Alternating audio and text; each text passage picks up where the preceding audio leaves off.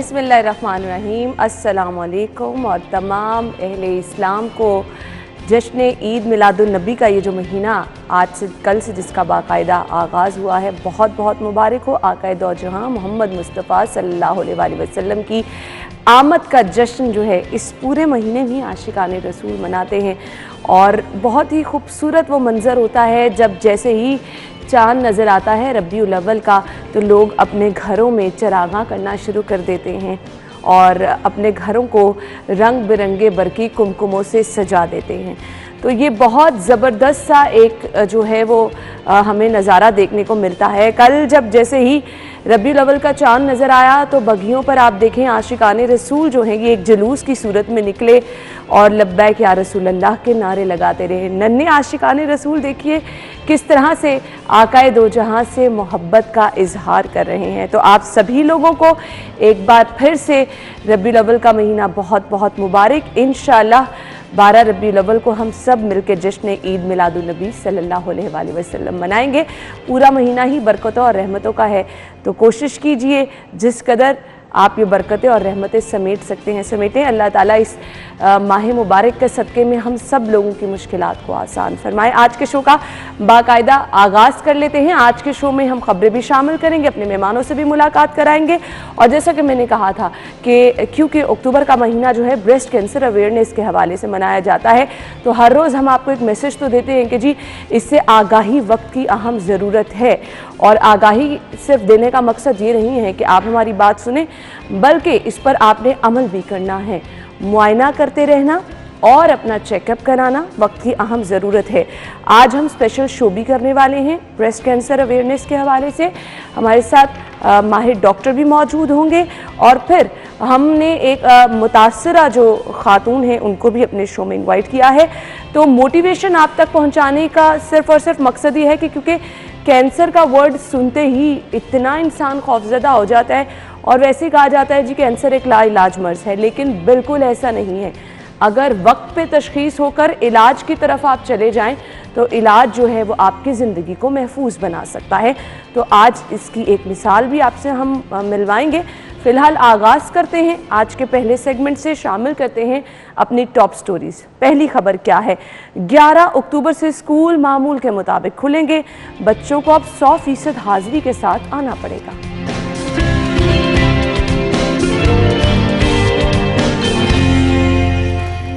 नेस्को का घरेलू सारिफिन को रिलीफ देने के लिए अनोखा इकदाम, 30 के बजाय 26 दिनों की रीडिंग पर बिल जारी। हुकूमत का शहर में नुमाइशी मंसूबों पर जोर, तरक्याती बजट के इस्तेमाल में शहर फिर नजरअंदाज। और डेंगू वायरस महकमा सेहत के लिए दर्दे सर बन गया।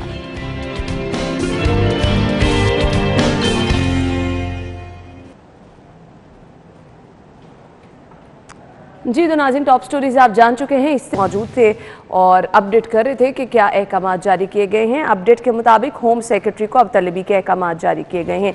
स्टूडियो में हमारे साथ हमारे सीनियर रिपोर्टर इरफान मलिक मौजूद हैं, उन्हें खुशामदीद कहेंगे। अस्सलाम वालेकुम। वालेकुम सलाम। क्या हाल चाल है आप? ठीक ठाक। अच्छा इरफान, आपने भी खबर सुनी, मलिक साहब ने डिटेल्स बताई हैं, कैसे देखते हैं ये जो 2 दिन से आम शहरियों के साथ हो रहा है और लोकल हमारी टीमें यहाँ पर आई हैं और आपने शायकीन क्रिकेट की तफरीह के लिए, अब तफरीह तो बहुत कम लोग स्टेडियम जा रहे हैं, लेकिन उस तफरीह से ज़्यादा जिन लोगों के लिए अजियत बनी है, कल भी लोग इसी तरह ट्रैफिक से परेशान। देखिए यहाँ पे अगर हम बात करें तफरीह की, तो तफरीह का एक पॉइंट मैं आपको बताता हूँ कि सिर्फ 5000 लोगों को परमिशन है कि वो स्टेडियम में जाके मैच देख सकते हैं। अब जो सड़कों के ऊपर जिन लोगों को जलील किया जा रहा है, जिन लोगों को ख्वार किया जा रहा है, उनकी तादाद आप देखें तो वो लाखों में बनती है। और इसी तरह 7000 से ज़ायद 10,000 के करीब जो आपकी पुलिस और कानून नाफिज करने वाले इदारों की डिप्लॉयमेंट वहाँ पे लगी हुई है। इतने लोग लगाकर, जैसे आपकी पूरे शहर की सिक्योरिटी भी कॉम्प्रोमाइज हो रही है। जैसे ये हुकूमत कहा करती थी कि ऐसे अगर सिक्योरिटी के अंदर मैच करवाने हैं तो आप अफगानिस्तान में भी करवा सकते हैं, आप तोरा बोरा में भी जाके करवा सकते हैं, ये इमरान खान साहब कहा करते थे। लेकिन अब उसी हुकूमत के अंदर देखें कि एक क्लब क्रिकेट जो है, जो गली मोहल्लों में खेलने वाले बच्चे हैं, जो अपने क्लब के अंदर, जिला के अंदर क्लब लेवल के ऊपर खेलने वाले बच्चे हैं, वो पहले भी लाहौर आते होंगे, अब भी वो लाहौर आए हैं। लेकिन अब जो पुलिस की तरफ से और हुकूमत की तरफ से उनको जो स्टेट गेस्ट का प्रोटोकॉल दे दिया गया, ये इंतहाई नाइंसाफ़ी है अवाम के साथ। उनको आप सिक्योर करें, हम ये नहीं कहते कि आप उनको सिक्योर ना करें, लेकिन जितनी उनकी सिक्योरिटी बनती है, अगर उनको आप फुल प्रूफ सिक्योरिटी जीरो किए बगैर नहीं दे सकते तो इतनी फोर्स लगाने का क्या फ़ायदा, समझ से बाहर है। इतनी डिप्लॉयमेंट करने का क्या फ़ायदा। और वाकई ये हुक्काम की जानिब से गैर ज़रूरी फुर्तियाँ। अच्छा इरफान, मैं थोड़ा सा ये भी जानना चाहूँगी, क्या ये ट्रैफिक पुलिस की भी मिसमैनेजमेंट है? उनसे भी ट्रैफिक कंट्रोल ऑलरेडी, हम इस पे तो कोई दो राय नहीं है ना कि शहर की ट्रैफिक तो अब संभाले नहीं संभलती है, ऊपर से कोई इवेंट आ जाए तो ये हाल हो जाता है। बिल्कुल। अब आप देखें ना कि अब इस जो टीम है ये पीसी में ठहर रही है और इसको कज़ाफ़ी स्टेडियम में लेके जाना। अब पीसी से कज़ाफ़ी का जो एरिया है इसके लिए 2 रूट लगाए जाते हैं। सर उसको तो नो गो एरिया करार दे दिया वही जाता मैं बात है। कर रहा हूँ, आपको 2 रूट लगाए जाते हैं। एक रूट होता है कि अगर वहां से निकलेंगे माल रोड से होते हुए वो जेल रोड पे आएंगे, जेल रोड से होते हुए वो कनाल के ऊपर आकर कनाल से वो उधर निकल जाएंगे उसके कज़ाफ़ी की तरफ। ठीक है। दूसरा रूट वो लेते हैं इस साइड से सीधा डायरेक्टली कनाल से माल से ऊपर जाते हैं और आप पीसी से राइट लेंगे, राइट लेके नहर के ऊपर और डायरेक्टली वो आकर मेन बुलेवार्ड गुलबर्ग से होते हुए कज़ाफ़ी राउंड अबाउट पे वहाँ पे पहुँच जाएंगे। अब ये दोनों रूट जब आप ज़ीरो कर देंगे और 20-20 मिनट के लिए, आप देखें इसको ज़ीरो करने के लिए क्या तरीकाकार होता है कि दोनों साइडों से ट्रैफिक को रोका जाता है। अब उसके अंदर जो ट्रैफिक चल रही है, जो जब ब्लॉकेज आपने कर दी उसके अंदर जो चल रही है उसको वहाँ से एग्जिट होते हुए भी टाइम लगेगा। उसको एग्जिट होते हुए 10 से 15-20 मिनट वो लग जाते हैं।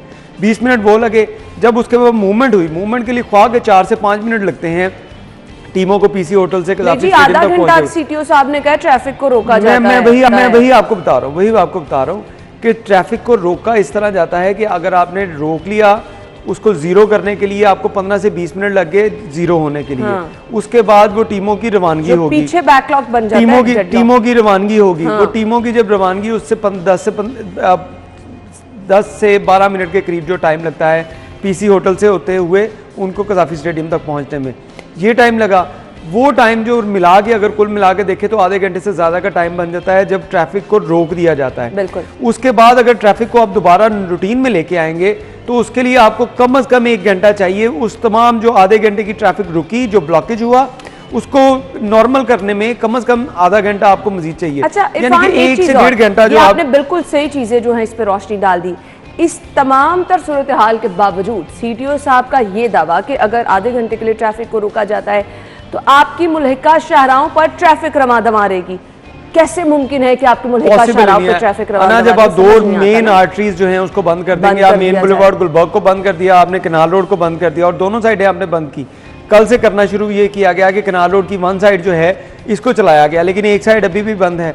अब आप 2 साइडें जो इसकी मुकम्मल तौर पे 2 रूट अगर इसको मुकम्मल तौर पे बंद कर देंगे सिक्योरिटी के नाम के ऊपर कि हमने ब्लू बुक के मुताबिक जो वीवीआईपीज हैं इनके रूट जो हैं वो डिफाइन 2 रूट रख रहे हैं कि हम किसी रूट के ऊपर से भी उनको ट्रैवल करवा सकते हैं। अगर आप उनका एक रूट रख के उसी को कम से कम सिक्योर कर ले तो कम से कम दूसरी साइड पे जो आप जीरो करते हैं उससे तो लोगों को जो अजियत मिलती है वो ना मिलेगी। हुकूमत की इस वक्त नालायकी थी कि उन्होंने ये क्लब क्रिकेट की टीमों को स्टेट गेस्ट का दर्जा दिया और पुलिस को ऑर्डर दिए और कानून नाफिज करने वाले इदारों को ऑर्डर दिए कि आपने इनको ब्लू बुक के मुताबिक सिक्योरिटी देनी है। अब जो भी सिक्योरिटी हो रही है ये स्टेट गेस्ट के तौर पे उनको दी जा रही है। स्टेट गेस्ट के मतलब कि हुकूमत ने उनको अपना मेहमान तस्वर करते हुए जो स्टेट गेस्ट का प्रोटोकॉल है कि आपने उन जगहों को मुकम्मल ज़ीरो करके उनको सिक्योर करके वहाँ पे लेके आना है, तो इसके लिए जब तक ये फैसला नहीं होगा कि ये स्टेट गेस्ट हैं या नहीं है तब तक ये अवाम इसी तरह ख्वार होती रहेगी। अब मंडे को जो बुलाया गया है होम सेक्रेटरी को, होम सेक्रेटरी ने भी आगे यही बताना है कि उनको स्टेट गेस्ट का दर्जा दिया गया। अब मंडे के बाद 13 तारीख तक मैच है आपके पास। अब आज जो है वो अगर हम तारीख को देखें तो आज जो है वो उसमें मैचेस के अंदर और 4 से 5 दिन जो रह गए हैं आपके 2 दिन मजीद गुजर जाएंगे। लोग इसी तरह ख्वार होते रहेंगे, जितनी देर में फैसला आएगा मैचेस मेरे ख्याल में उतनी देर तक ख़त्म हो चुके होंगे और लोगों को ये अजियत जो है वो बर्दाश्त करनी पड़ेगी। ऐसे ही है जी। मुझे खबर को वाइंड अप करना है तो ये तो तफरीह के नाम पर, तफरीह के लिए तो बहुत कम लोग जा रहे हैं क्योंकि एक बड़ी तादाद जो कि सड़कों पर ख्वार हो रही है उनके लिए जो परेशानी है शायद उसका कोई सोचने वाला नहीं है। वो लोग जो हैं जिन्होंने स्कूल कॉलेजेस से छुट्टी का टाइम भी वही होता है जिस टाइम 1 बजे के करीब आप ट्रैफिक को जो है मुकम्मल 4 दफ़ा रोड ब्लॉक की जाती है। 4 दफ़ा, 1 दफ़ा नहीं, आप 1 दफ़ा कर लें, 1 दफ़ा तमाम टीमों को बिठाएं स्टेडियम में ले आएँ। अब 4 दफ़ा बारी बारी एक टीम जाएगी, फिर दूसरी आएगी, तो फिर आप तीसरी अंदाजा आएगी। करें कि ट्रैफिक अब का क्या अब हाल आप है। देखिए कि अगर आप सारे दिन के अंदर एक घंटा भी अगर इसकी वजह से ट्रैफिक ब्लॉक हो तो 4 घंटे तो आपने ट्रैफिक इसकी वजह से ब्लॉक कर दी। मेन आर्टरीज आपकी 4 घंटे ब्लॉक हो गई, तो उसके बाद शहर और में किस उसके तरह बाद आपको ये कंट्रोल होता है किया? कि जी पूरा दिन आपकी ट्रैफिक का अज़दहाम रहता है। बिल्कुल। खैर हम क्या कह सकते हैं जी, अब इस पर तो कोई भी जवाब देने को तैयार नहीं, और सब कहते हैं जी हमने तो अपनी अपनी ड्यूटियां निभाई हैं, अब क्या किया जा सकता है। हमने अगली खबर की तरफ भी आना है। स्कूल्स मुकम्मल तौर पर जो है वो ओपन होने जा रहे हैं, बच्चों की मौजें खत्म होने जा रही हैं। इस हवाले से हम ब्रेक के बाद डिस्कशन करेंगे, लेकिन अभी ब्रेक लेंगे, ब्रेक के बाद वापस आते हैं, हमारे साथ रहिएगा।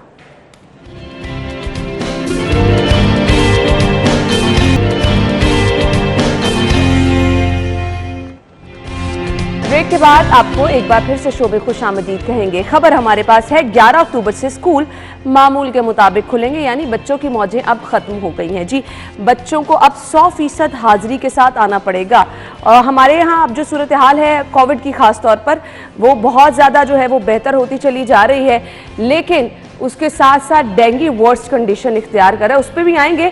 11 अक्टूबर से स्कूलों को अब मामूल के मुताबिक खोलने का फैसला किया गया है। इरफान साहब, कैसा फैसला है? कुछ मौसम में भी बेहतरी आ रही है? ना, आपकी बात बिल्कुल ठीक है, लेकिन आपका ये जो कहना कि शायद कोविड के अंदर भी बेहतरी आ रही है, तो इसमें आपको बताएंगे अभी 5 पॉइंट समथिंग जो है ये रेशो चल रही है आपकी, और आपकी रेशो 4 तक भी रही। उसके बावजूद आपने कोरोना पाबंदियों के ऊपर अमल दरामद जो है वो करने के अहकाम दिए। आपने स्कूल भी बंद किया, आपने मार्केट भी बंद की, और उसके साथ साथ आपने SOPs के ऊपर सख्तियाँ भी करवाई।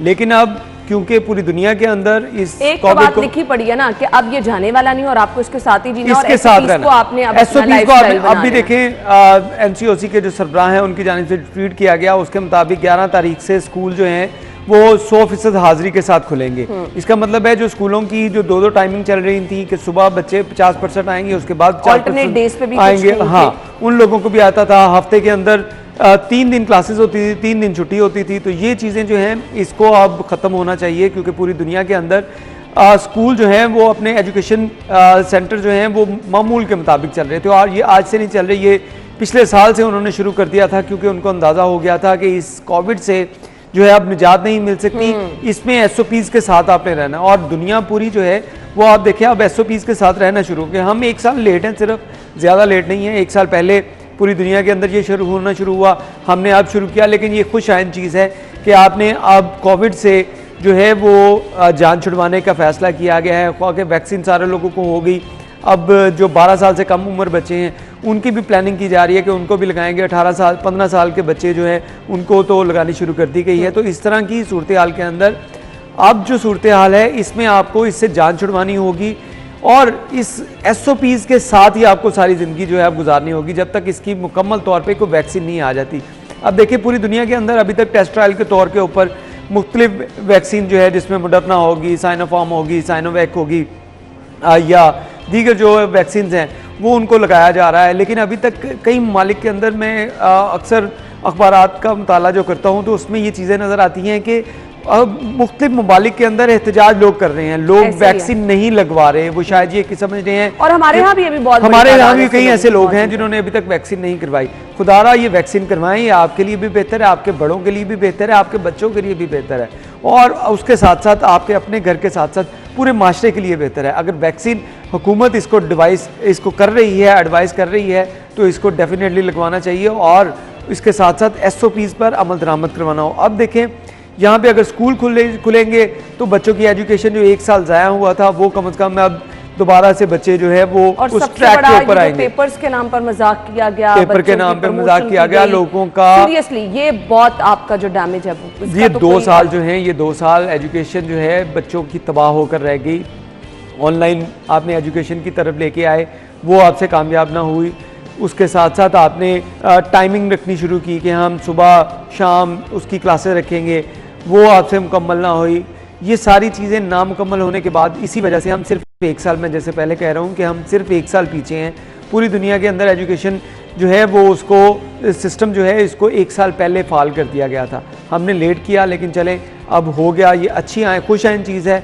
अब बच्चों की मौजें भी ख़त्म होंगी। जो माएँ तंग थी घर में अपने बच्चों से, उनको भी अब सुकून मिलेगा कि बच्चे उनके स्कूल जाएंगे, और ये एक अच्छी चीज़ है जिसको मेरे ख्याल में पहले होना चाहिए था। लेकिन एक रिक्वेस्ट अभी भी लोगों से हम करेंगे कि SOPs जो मास्क का इस्तेमाल रखें, और जो आपने हिफाजती जो उसका एक दूसरे के साथ फासला रखना है बिल्कुल, वो लाजमी रखिएगा। हम बाज़ारों में जिस तरह से रश देखते हैं, अब ये चीज़ें हम देख रहे हैं मामूल के मुताबिक ज़िंदगी को लेकर तो आया जा रहा है। अल्लाह ताला का शुक्र भी इस पर अदा करना चाहिए। और वेरी फर्स्ट डे से हमारे यहाँ पूरी दुनिया की मिसाल मौजूद रही, जैसे पूरी दुनिया में कोविड ने तबाही मचाई। अल्हम्दुलिल्लाह अल्लाह ताला का ख़ास करम रहा हमारे मुल्क पर, और हमने बहुत बेहतर तरीके से इस पर काबू भी पाया। लेकिन अब जब निज़ाम ज़िंदगी बहाल होने जा रहा है तो हमारे ऊपर अब ज़्यादा रिस्पॉन्सिबिलिटी ये बनती है कि हम लोगों ने समाजी फासला भी बरकरार रखना है, सफाई सुथराई को भी अपनी आदत, सफाई तो वैसे जी निस्फ ईमान है, तो ये हमारे ईमान का हिस्सा है, इसको भी आपने अपनाना है। और अगर आप ज़्यादा कुछ नहीं कर सकते हैं, मास्क अपनी ज़िंदगी का ख़ास हिस्सा बना लें। ये आपकी जिस तरह खाना आप ज़रूरी समझते हैं, इसको ये ज़रूरी समझ लेंगे तो इंशाल्लाह वो वक्त भी दूर नहीं जब हम कहेंगे कि मुकम्मल तौर पर हमारे मुल्क से कोविड का खात्मा हो चुका है। हमने जाना है ब्रेक की तरफ, लेकिन ब्रेक के बाद जब वापस आएंगे तो हमने अगली खबर डिस्कस करनी है। लेस्को से एक हमेशा नई कहानी हमें पता चल जाती है। एक तो बिजली की कीमत में हर रोज़ इजाफा होता है, कभी फ्यूल एडजस्टमेंट की मद में, कभी किसी मद में, कभी किसी मद में। सेकेंडली, सारिफीन को परेशान करने के नए नए तरीके जो हैं वो सामने आते हैं। लेस्को की जानिब से घरेलू सारिफीन को 30 के बजाय 26 दिनों की बिलिंग का इंकशाफ, लाइन लॉसेस का बोझ बढ़ेगा। इस पर हम डिटेल में बात करते हैं, ब्रेक के बाद आते हैं।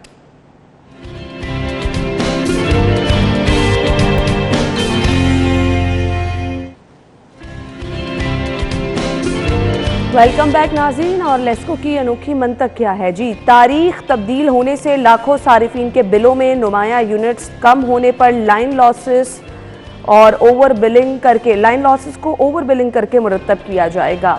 तो ये लेस्को की जी अनोखी मंतक। इरफान ज़रा ये समझा दें क्या मामला है? अना, ये मंतक जो है इसमें लिखी नहीं, लेकिन इससे मैं आपको ये चीज़ बताऊँ कि ये एक सोची समझी प्लानिंग के तहत 26 रोज़ की आपको जो बिलिंग की गई। और इसकी बिलिंग की वजह यह है कि आप देखें इसमें जो उसमें फ्रेमवर्क उन्होंने रखा है कि कौन कौन से जो बैजेस हैं जिनकी हमने ये बढ़ानी है, 26 दिन की करनी है। उसमें ये है 8, 9, 10 और 11।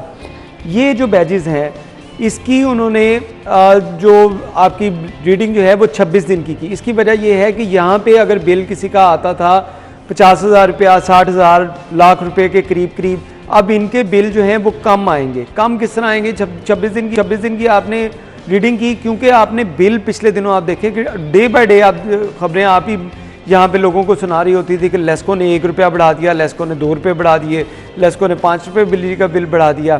तो अब हुकूमत जो है लोगों को इस तरह बेवकूफ़ बनाएगी कि उनके 26 दिन के आप रीडिंग करेंगे, उसके बाद ये होगा कि आप लाइन लॉसेस जो है वो सरकार के खाते में डालेंगे कि सरकार देखें हमने 4 दिन का जो लाइन लॉसेस हैं ये सरकार के खाते में पड़ गया, तारें टूटी हुई थी, तारें लेंदी थी, इस वजह से लाइन लॉसेस में चला गया।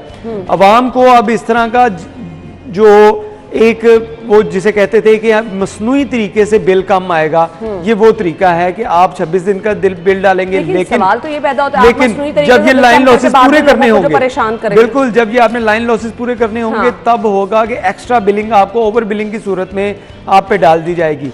अभी आपको फील नहीं होगा कि आप कहेंगे कि हाँ यार हमारा बिल अगर 5 रुपये यूनिट में बढ़े हैं तो देखें हमारा बिल तो रूटीन में आया। कौन रीडिंग का डेट चेक करता है? कोई भी नहीं चेक करता। हर एक शख्स को पता है कि भाई मीटर का बिल, इसका बिजली का बिल आ गया, इसको पे करना है। किसी ने उसके ऊपर ये डेट नहीं चेक करनी कि इसको किस डेट को इसकी मीटर रीडिंग की गई। सब लोग यही चेक करते हैं कि किस डेट को हमने मीटर का बिल जमा करवाना है, नहीं जमा करवाएंगे तो ये काट देंगे। अब मसनूई तरीके से लोगों को बेवकूफ़ बनाया जा रहा है। 26 दिन की उनकी रीडिंग करवाई गई। अब इससे देखें 4 से 5 करोड़ रुपया जो है, बल्कि इससे ज़ायद पैसे जो है सिर्फ लेस्को के अवाम को, ये इसको महकमे को लाइन लॉसेस की सूरत में अदा करने पड़ेंगे। अगर आप इसी तरह इसको 2-3 माह चलते रहने दें, उसके बाद होगा कि अवाम भूल जाएगी कि बिजली के बिल जो है वो बड़े भी थे। अचानक से आपको पता चलेगा कि लाइन लॉसेस की मद के अंदर वो तमाम 4-4 दिन जो आपके हर माह काटे गए थे, वो 16 दिन का बिल आपको इकट्ठा ठोक के भेजा गया। उसके बाद लोगों की दोबारा से चीखें निकलेंगी और लोगों से कहा जाएगा हमने तो देखें इतने अरसे से कोई बिल तो इसका बिजली का बढ़ाया ही नहीं है। तो ये सारी सूरत हाल है कि लोगों को बेवकूफ़ बनाने के लिए नित नए तरीके बनाए जा रहे हैं। पहले लोगों को ख्वाब दिखाए गए थे कि हम बिजली महंगी नहीं होने देंगे, हम गैस महंगी नहीं होने देंगे, हम पेट्रोल महंगा नहीं होने देंगे, हम डॉलर को ऊपर नहीं जाने देंगे। वो सारी चीज़ें जब हो गई, अब इस तरीके से लोगों को बेवकूफ़ बनाया जा रहा है कि उनको 26 दिन की आप मीटर रीडिंग करके भेजेंगे, जिससे लोगों को ये फील होगा कि हमारे बिल बढ़े नहीं हैं, हमारे बिल अभी भी कम आ रहे हैं। बहुत से ऐसे आपको लोग नज़र आएंगे जो इस हुकूमत को बहुत ज़्यादा सपोर्ट करते हुए ये बात करेंगे, देखें हमारा पिछले माह भी इतना बिल आया था, इस माह भी इतना बिल आया, इसका मतलब है हमारा बिल नहीं बढ़ा।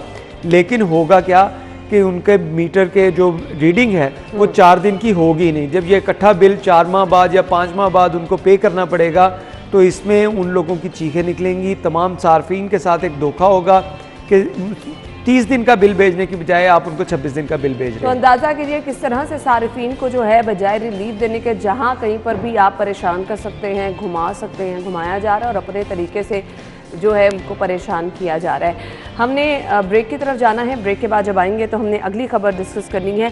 हुकूमत की जानिब से नुमाइशी मंसूबा पर जोर दिया जा रहा है और शहर में बार बार हमने माजी में ये मिसालें देखी थी कि जी सिर्फ तशहीर की जाती है और ऊपर जो काम नज़र आ रहे होते हैं, पुल बना दिए जाते हैं, सड़कें बना दी जाती हैं, ये काम किए जाते हैं। लेकिन अब हुकूमत का अपना वतीरा ये बन चुका है। इस पर आते हैं, ब्रेक के बाद हमारे साथ रहिएगा।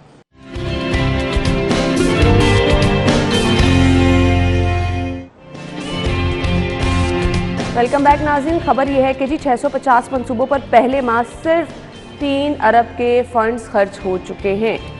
अच्छा जी, होता क्या था माजी में इरफान, आप भी इस चीज़ को देखते होंगे, कहा जाता था जी शोबाजियाँ की जाती हैं और वो मंसूबे वो काम किया जाता है जो ऊपर नज़र आ रहा होता है। मेट्रो ट्रेन की बार बार बात की जाती थी, फिर जब ऑरेंज पर काम शुरू हुआ तो ये दिखावे किए जाते थे।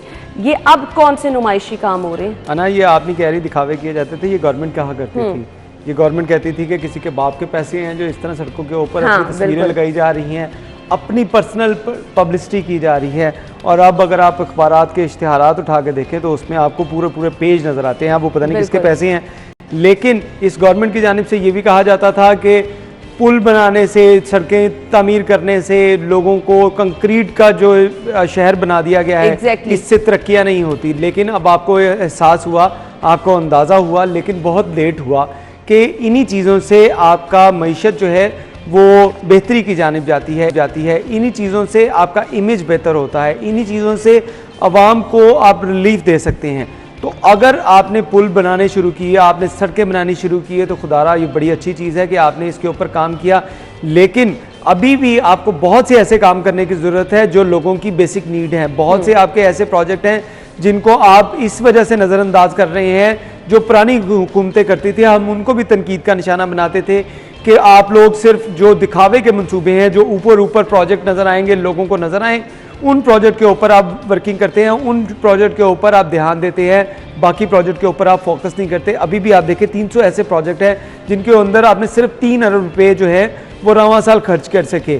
बाकी जो पैसे मिले आपने उनके ऊपर खर्च ही नहीं किया। ब्यूरोक्रेसी का भी इसके अंदर बहुत बड़ा किरदार है कि उनकी जानिब से इस गवर्नमेंट को जो है वो अच्छे तरीके से फीडबैक नहीं दिया जा रहा या उनको कोई मुशावरत नहीं की जा रही कि आपने इन लोगों को लॉन्ग टर्म काम भी करने हैं। अभी तक तमाम काम जितना भी हो रहा है, आप देखें 3 प्रोजेक्ट आपके पास शहर में चल रहे हैं। शाकम का चल रहा है, आपके पास गुलाब देवी का चल रहा है, आपके पास शेरा वाला फ्लाईओवर चल रहा है। अब ये तीनों प्रोजेक्ट के बारे में यही कहा जा रहा है कि ये तीनों प्रोजेक्ट जो इस साल के अंदर, इस साल से मुराद इस टेनोर के अंदर, इस गवर्नमेंट के इस टेनोर के अंदर ये मुकम्मल हो जाएंगे। और इसी वजह से आप बार बार वहाँ पे जाके विज़िट भी कर रहे हैं, जैसे साबका हुकूमतें करती थी। तब भी हम यही कहते थे कि ये हुकूमत जो है वो शोबाजियों की जानिब जा रही है कि जाके लोगों को बताते हैं कि हम यहाँ पे करवा रहे हैं, हम यहाँ पे ये सारा कुछ आपके लिए कर रहे हैं। लेकिन जब हम ये बातें करते थे कि सड़कें बनाने से मईशत मुस्तहकम नहीं होती, सड़कें बनाने से जो कंक्रीट का शहर आपने बना दिया, हमें उन चीज़ों को भी ख्याल रखना चाहिए। हमें खुद भी उस तरफ आ रहे हैं। अब जो ये प्रोजेक्ट जो है जिनके ऊपर हम ये खबर के मुताबिक ऐसे प्रोजेक्ट 300 प्रोजेक्ट जो हैं जिन पे अभी तक सिर्फ 3 अरब रुपए लगाए जा सके, इससे ये अंदाज़ा होता है कि आपने जो बेसिक नीड है लोगों की, जो ज़रूरी काम है, उनको पसे पुश डाल के जो लोगों को पुल नज़र आएंगे, जो सड़कें नज़र आएंगी, उसके ऊपर काम कर रहे हैं। और उसकी वाज़ेह मिसाल हमारे पास लाहौर के अंदर 3 मेगा प्रोजेक्ट हैं। अच्छा, 3 मेगा प्रोजेक्ट का हम बार बार जिक्र कर रहे हैं। तो 5 अरब के मंसूबे दातागंज बख्श फ्लाईओवर का संगे बुनियाद कल रखा गया। सीएम साहब वहां पर गए और उन्होंने कहा कि जी ट्रैफिक का मसला अंदरून शहर में वाकई बहुत बड़ा मसला था। आप रेलवे देख लें, आप दाता दरबार के करीब देख लें, आपने जब भी किसी ने यहाँ जाना होता था तो सबसे ज़्यादा मसला अंदरून शहर की ट्रैफिक आपको शाम के औकात में, क्योंकि हमारा बिजनेस हब भी इसको कहा जाता है ना, आपकी शाह आलम मार्केट है, आपकी आजम क्लॉथ मार्केट है, ऑटो पार्ट मार्केट है, आपकी शू मार्केट है, तो यहाँ पर इतना ज़्यादा ट्रैफिक का दबाव हो जाता है। इरफान, कितना अहम मंसूबा है ये ट्रैफिक कंट्रोल के हवाले से? ना, ये बात बिल्कुल ठीक है, ये बहुत अहम मंसूबा है। और इसके बारे में अगर हम बताएं कि लाहौर में जैसे हम आपसे बात कर रहे हैं कि 3 प्रोजेक्ट चल रहे हैं, शाहकाम का गंगा इसका चिल्ड्रन हॉस्पिटल के सामने, और उसके साथ साथ ये शेरावाला ग्रेड। इसमें आपको ये भी बताएं कि ये तीनों प्रोजेक्ट साबका गवर्नमेंट के थे। साबका गवर्नमेंट ने इसके ऊपर प्लानिंग की थी, इसके ऊपर वर्किंग की थी कि हम इन जो मकामात के ऊपर फ्लाईओवर बनाएं, हम अंडरपास बनाएं, कुछ ऐसा करें कि लोगों को रिलीफ मिले, और इसके ऊपर वर्किंग स्टार्ट हुई। शाहकाम की अगर बात की जाए तो शाहकाम पे इस बात के ऊपर ये नहीं बन पा रहा था कि जो गवर्नमेंट थी उस वक्त की, वो कह रही थी कि एक हाउसिंग सोसाइटी वहाँ से गुजरती है, उस हाउसिंग सोसाइटी को क्योंकि फ़ायदा पहुँचना है, इस वजह से वो हाउसिंग सोसाइटी खुद इसके ऊपर इन्वेस्ट करे। लेकिन अब गवर्नमेंट ने उस हाउसिंग सोसाइटी को फ़ायदा भी पहुँचाया और अपनी जेब से वो शाहकाम जो फ्लाईओवर है वो बन भी रहा है। इसी तरह गुलाब देवी अंडरपास की बात की जाए तो यहाँ पे भी ये प्लान में मौजूद थी ये चीज़ कि अंडरपास यहाँ पे बनाया जाए, जिससे ट्रैफिक की रवानी जो है वो मुतासिर ना हो और लोगों को ज़्यादा से ज़्यादा रिलीफ मिले। ये एक अच्छा प्रोजेक्ट था, इसको भी अब शुरू किया गया। इसी तरह हम शेरावाला गेट की बात करें तो शेरावाला ये पूरा एक मेगा प्रोजेक्ट था जिसको आपने रेलवे स्टेशन के साथ लिंक करना था। इसको आपने शेरावाला से उठा के रेलवे स्टेशन के साथ लिंक करना था ताकि लाहौर का एक हुसन भी बरकरार रहे, कारोबारी हब जो है, जो एक बिल्कुल आपकी बात ठीक है कि आप वहाँ पे देखें कि पाकिस्तान की सबसे बड़ी मार्केट शाह आलम मार्केट आपको उसी के आसपास नजर आती है। अकबरी मार्केट आपका जाने का रास्ता वही है, बिल्कुल सारे रास्ते वहाँ पे वॉल सिटी जिसे नजरअंदाज नहीं किया जा सकता। वॉल सिटी आपकी नजरअंदाज नहीं की जा सकती। आपका रेलवे स्टेशन जो है इसको नजरअंदाज नहीं किया जा सकता। नौलखा का इलाका उसके साथ है, उसको आप नहीं छोड़ सकते। तो ये वो तमाम कारोबारी मराकज़ हैं, तमाम अहम जो पॉइंट हैं जिनके ऊपर बहुत अशद जरूरी थी, बहुत अशद ज़रूरत थी। और ये बड़ी एक वज़ीर आला पंजाब की ये बात बिल्कुल ठीक है कि यहाँ पे अगर ये फ्लाईओवर बनेगा तो ट्रैफिक का एक बड़ा मसला जो है हल होगा, क्योंकि आप देखें कि इसके आसपास के जितनी भी मार्केट्स हैं उनको रिलीफ मिलेगा। वहाँ पे अभी हम देखते थे कि अगर एक जगह के ऊपर ट्रक आ गया या गाड़ी कोई आ गई वहाँ पे उसके लिए, तो पूरी ट्रैफिक जो थी वहाँ पे घंटों फंसी रहती थी। अगर हम एक मोरिया पुल की बात करें, 2 मोरिया पुल की बात करें या उससे पीछे नौलखा स्टेशन की बात करें तो यहाँ पे आपको ट्रैफिक के इश्यूज नजर आते थे। चलें जी, आई होप कि इसके बाद ये ट्रैफिक का मसला कम से कम अंदरून शहर का हल हो जाएगा। लेकिन इरफान, एक जाते जाते मुझे खबर वाइंड अप करनी है। एक ये भी है, आप ट्रैफिक मसाइल हल कर लें, आप जितने मर्जी फ्लाईओवर्स बना लें, अंडरपासेस बना लें, एक चीज़ बहुत अहम है जिसको हम हमेशा नज़रअंदाज कर देते हैं, पार्किंग प्लाजे ज़रूर होने चाहिए। डेफिनेटली है ना, आप पार्किंग प्लाजे और पार्किंग की आप सेंस लोगों को दें कि किस तरह करना है, क्योंकि हमारे पास 2 प्लाजे ऑलरेडी मौजूद हैं, 3 प्लाजे हमारे पास। देखिए, एक प्लाजा हमारे पास रंगमल डी चौक में नजर आता है जो सबसे पुराना प्लाजा है। उसके बाद हमें लिबर्टी चौक में नजर आता है जिसके अंदर अभी भी आपको नजर आएगा जाके शाजो नाजर कोई गाड़ियां खड़ी होंगी। तीसरा प्लाजा आपको नजर आता है मून मार्केट इकबाल टाउन में, उसके अंदर भी यही हालात है कि ये 3 सरकारी पार्किंग प्लाजे हैं लेकिन यहाँ पे लोग पार्किंग नहीं करते।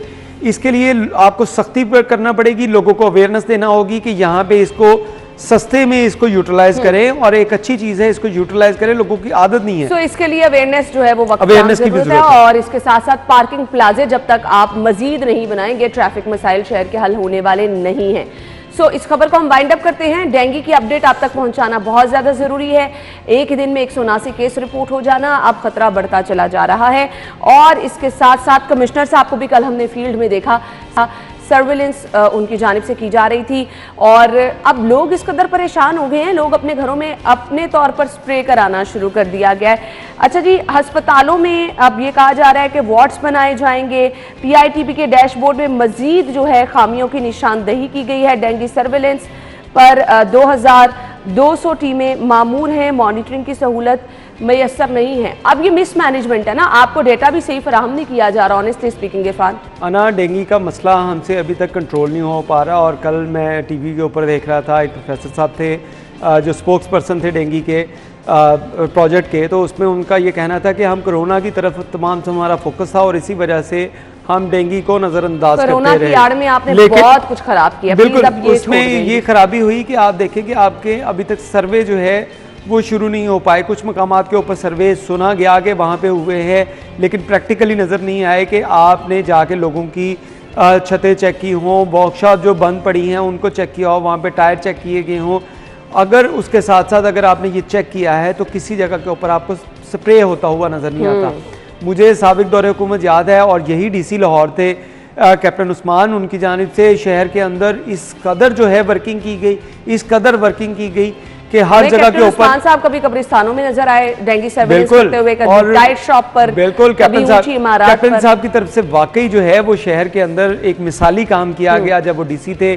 अब भी वो काम कर रहे हैं, लेकिन अब अगर देखें तो उस तरह से काम नहीं हो पा रहा। शायद इनको फंड का इशू है या कोई मैन पावर का इशू इनके पास आ गया, आई डोंट नो, लेकिन ये हालात जो हैं वो इस वक्त खराब होते जा रहे हैं। तो इरफान मुझे खबर को वाइंड अप करना है, वक्त हमारे पास कम है, थोड़ा सा जो है मजीद अपडेट हो जाए। सफाई का ख्याल रखें और अपने घरों में आसपास जो है वो गहरी नज़र रखें। अलबत्ता हम देख रहे हैं कि चाहे छोटे लेवल पर सर्विलेंस की जा रही है, तो आई होप कि आप सभी लोग जो हैं इस चीज़ का ख्याल भी रखेंगे। सबका ताउन मिलजुल कर बहुत ज़्यादा ज़रूरी होता है। Thank you so much Irfan, बहुत बहुत शुक्रिया। नाज़रीन ब्रेक लेंगे, हेडलाइंस के बाद आपको ज्वाइन करते हैं। प्रोग्राम में आपको एक बार फिर से खुशामदीद कहेंगे। प्रोग्राम के इस हिस्से में हम बात करने वाले हैं जी, आटा महंगा हुआ, आटे का बहरान शिद्दत इख्तियार करता चला गया और आवाम महंगाई की चक्की में पिसते रहे। दूसरी जानिब हमने ये भी दावे सुने कि रिकॉर्ड गंदम जो है वो हमारे पास मौजूद है। अगर रिकॉर्ड गंदम मौजूद है तो फिर ये आटे का बहरान कैसा बहरान था? और अगर आपके पास रिकॉर्ड गंदम मौजूद है तो जब आपके पास चीज़ें मैक्सिमम होती हैं तो वो तो आवाम की पहुंच में आसानी से पहुंचनी चाहिए, वो तो सस्ती होनी चाहिए। बावजूद इसके बरक्स हमने हालात होते देखे, हमने आटे की कीमत जो है वो बहुत ज़्यादा होती देखी। स्टिल लोग जो हैं वो परेशान हैं और इस पर माफिया का किरदार जो है वो हम देखते हैं कि जी माफिया पंजे गाड़ता चला जा रहा है। हर मार्केट में आपको डिफरेंट प्राइसेस, फिर स्टोर्स पे अगर आप चले जाएं वहाँ पर डिफरेंट प्राइसेस हैं। अब आवाम बेचारी जो कि सिर्फ़ और सिर्फ अखबारात में, टीवी पर, इश्तिहारात में और फिर जितने हमारे हुकूमती रहनुमा हैं ये कहते हैं कि जी रिलीफ दिया जा रहा है, ये कहते हैं कि जी आटा जो है वो मैक्सिमम मौजूद है, वाफिर मिकदार में मौजूद है, लेकिन ग्राउंड रियलिटी इसके बरक्स क्यों है जी? क्यों इतना महंगा आटा लोग खरीदने पर मजबूर हैं? रोटी जो कि इंसान की बुनियादी ज़रूरत है वो उस पर क्यों तंग की जा रही है? तो ये सब कुछ क्यों हो रहा है? इसके पसे पर्दा मुहर्रकात क्या हैं? ये वाकई शॉर्टेज जो है या फिर महंगाई ये आर्टिफिशियल है या खुद की जा रही है? कौन इसका जिम्मेदार है? इन तमाम तर चीज़ों पे हम बातचीत करेंगे। स्टूडियो में हमारे साथ जो हमारे मेहमान मौजूद है तारुफ कराना चाहूँगी जी। अब्दुल रऊफ मुख्तार साहब ने ज्वाइन किया है और इनके बारे में बता दूँ साबिक chairman Pakistan flour mill association Punjab है। अपने मेहमान को खुशामदीद कहेंगे। अस्सलाम वालेकुम। वालेकुम सलाम। क्या हाल चाल है आपके? अल्लाह का शुक्र जी, अल्हम्दुलिल्लाह। बिल्कुल ठीक ठाक जी। सबसे पहले तो ये बताइएगा, आटा बुनियादी ज़रूरत है और हम तो बचपन से देखते आ रहे हैं कि जी आपको आटा कम से कम आटा सस्ता मिल जाता था। अब महंगाई और उस पर ये बुनियादी ज़रूरत आवाम की पहुंच से दूर होती जा रही है। हर रोज़ कीमत में इजाफा एक मामूल बन गया है। वजह क्या है इसकी? देखें जी, दो वजूहत हैं। एक तो जब गवर्नमेंट की प्रोक्योरमेंट पॉलिसी होती है तो वो पूरे साल पे डिपेंड करती है। लास्ट 2 ईयर से जो गवर्नमेंट की प्रोक्योरमेंट पॉलिसी थी उस पे उन्होंने फ्लोर मिल्स जो हैं उनको बैन रखा कि वो प्रोक्योरमेंट ना कर सकें, जिसका पिछले साल भी यही हुआ कि प्राइवेट जो स्टॉकिया उन्होंने वीट ले ली और गवर्नमेंट को 40 लाख टन और प्राइवेट सेक्टर और गवर्नमेंट ने मिलकर 40 लाख टन वीट इंपोर्ट की। इस दफ़ा भी जो इन्होंने पॉलिसी बनाई, जो शुरू में जब 1800 प्रोक्योरमेंट का गवर्नमेंट का रेट था और मार्केट रेट भी 1800 था, तो इन्होंने फ्लावर मिल को वीट लेने नहीं दी और वो वीट प्राइवेट हाथों में चली गई। जब फ्लावर मिल को लेने दी गई तो उस वक्त 2000 से ज़्यादा रेट था, जिसकी वजह से अभी तक 21 लाख टन इन्होंने गंदम इंपोर्ट कर ली है गवर्नमेंट ने, गवर्नमेंट सेक्टर, पब्लिक सेक्टर में, और अभी मज़ीद भी करने की ज़रूरत है। दूसरा इन्होंने जो अपनी रिलीज़ पॉलिसी बनाई है उसमें ख़ुद रेट 1950 रुपये वीट का रखा है, जबकि पिछले साल 1475 रुपये था। पिछले साल इन्होंने प्रोक्योरमेंट 1475 में की थी, 1400 में की थी, और रिलीज़ जो वीट हमें दी थी फ्लावर मिल को वो 1475 में दी और आटे का थैला रिटेल प्राइस थी 860 रुपये। सही। इस दफ़ा इन्होंने 1950 रुपये जो रिलीज़ प्राइस रखी है जो फ्लावर मिल को देती हैं, और आटे का रेट जो है वो 1100 रुपया रिटेल है 20 किलो का। अब जो इन्होंने रिलीज पॉलिसी बनाई है, एक JIT बनी थी पिछले साल चीनी पे, जिसमें उन्होंने फिर आटे को भी इंक्लूड कर दिया। तो उस रिपोर्ट में उन्होंने लिखा कि जो आटा जो वीट रिलीज़ की जाएगी फ्लावर मिल को, वो पॉपुलेशन बेस पे है, और उस जो रिपोर्ट है उसमें कहीं नहीं लिखा हुआ कि ये अर्बन पॉपुलेशन पे हो। तो इन्होंने बड़े शहर 2 छोड़कर पिंडी और लाहौर, उसके अलावा जितने शहर हैं रहीम यार खां, गुजरात, मंडी बहाउद्दीन, अटक, वहाँ अर्बन पॉपुलेशन बेस रिलीज़ किया है, जो कि 4 से 5 बोरी बनता है पर बाडी। जो एक मिल जो 10 बाडी की उसकी 40 बोरी बनता है। तो अभी देखें मार्केट का जो प्राइस है वीट का वो 2300 से 2400 रुपये है, और उसके हिसाब से आटे का थैला 1300 रुपये का बनता है। तो अब गवर्नमेंट की कोशिश है कि 1100 में आटे का थैला बिके। अब वो कैसे बिकेगा?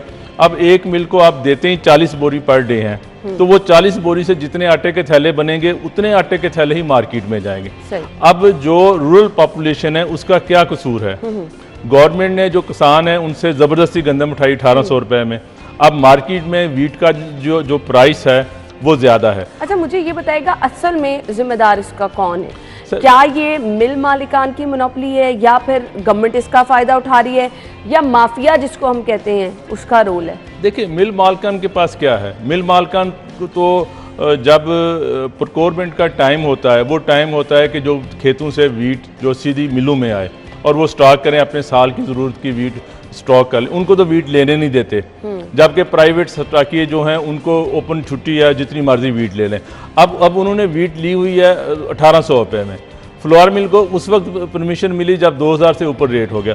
अब 1800 वाली वीट जो है वो 2300-2400 रुपये बेच रहे हैं, उनको कोई पूछने वाला नहीं है।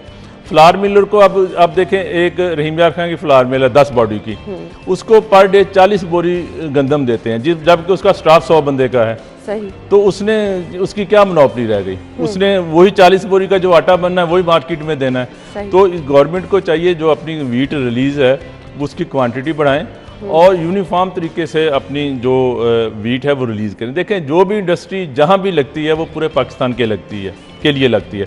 अब अगर किसी शहर में, अब रहीम यार खां में या अटक में या गुजरात में ज़्यादा इंडस्ट्री होगी, या वहाँ अर्बन पॉपुलेशन कम है, तो वहाँ की इंडस्ट्री या वहाँ के अवाम का क्या कसूर है? अब जब सिर्फ एक जो रूरल एरिया हैं वहाँ शहर छोटे हैं और ज़्यादा 70% लोग देहातों में रहते हैं, तो अब 70% को आप इग्नोर कर रहे हैं, और वीट भी वहीं होती है। अब साउथ पंजाब में वीट होती है, वहाँ आप जो सब्सिडाइज आपकी वीट है या कम प्राइस वाली वीट है वो आप उनको दे नहीं रहे।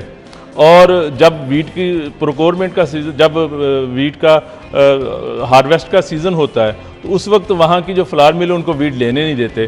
तो ये हमने पिछली दफ़ा भी गवर्नमेंट से कहा कि जो फ्लावर मिल है उनके पास वीट होगी तो मार्केट में प्राइसें जो हैं वो स्टेबल रहेंगी। अगर फ्लावर मिल के पास वीट नहीं होगी, प्राइवेट लोगों के पास वीट होगी, तो वो तो उनका तो एक ही मकसद है, उसको महंगा करके बेचना। फ्लावर मिलर ने तो आटा बेचना है या उसकी बाय प्रोडक्ट बेचनी है। मगर ये 2 साल में गवर्नमेंट अपनी पॉलिसी की वजह से फेल हुई है और उसको ये मसाइल का सामना करना पड़ा। पिछले दफ़ा भी 40 लाख टन इन्होंने वीट इंपोर्ट की, अभी 21 लाख टन तकरीबन इन्होंने इंपोर्ट के सौदे कर लिए हैं, जो कि एक समझो कि हाई प्राइस पे लिए हैं उन्होंने, $370 $375 में। तो अभी और भी वीट इंपोर्ट करनी पड़ेगी। अभी देखें, मार्केट जो है उसका एक मैकेनिज्म होता है, जब मार्केट ड्राई हो जाती है ना फिर वो अपने कंट्रोल में नहीं रहती। अब गवर्नमेंट की जो पॉलिसी है, जिस तरह वीट रिलीज़ कर रही है कम क्वांटिटी में, ये मार्केट ड्राई होती जा रही है। जब एक दफ़ा मार्केट ड्राई हो गई तो फिर ये रेट पूरा नई क्रॉप तक नहीं संभाला जाएगा। गवर्नमेंट को चाहिए कि मिलों की जो ज़रूरत है उसके मुताबिक उनको वीट दें, ताकि वो अपनी आवाम को मेयारी और सस्ता आटा ठीक है जी। मिलों को अगर उनकी रिक्वायरमेंट के मुताबिक जो है वो गंदम फराहम की जाएगी, तभी ये मुमकिन होगा कि जी आप एक वो जो देखते हैं कि जी गंदम के हवाले से जो बाज़ गश्त हम सुनते हैं कि शॉर्टेज आ रही है और महंगी हो रही है, उसके मसाइल जो हैं ये तभी हल होंगे जब ज़रूरत के मुताबिक जो है मिल्स को गंदम फराहम की जाएगी। लेकिन हमारे मेहमान ने गुफ्तगू में एक वर्ड यूज़ किया कि जी यूनिफॉर्म तरीके से गंदम की फराहमी को यकीनी बनाया जाए। तो अगर ऐसा नहीं किया जा रहा, अभी जो तरीक़ाकार अपनाया गया है, जिस तरह से गंदम फराहम की जा रही है, वो क्या तरीक़ेकार है वो मैं जानूँगी। मुझे ब्रेक का कहा जा रहा है, ब्रेक के बाद ज्वाइन करते हैं, हमारे साथ रहिएगा।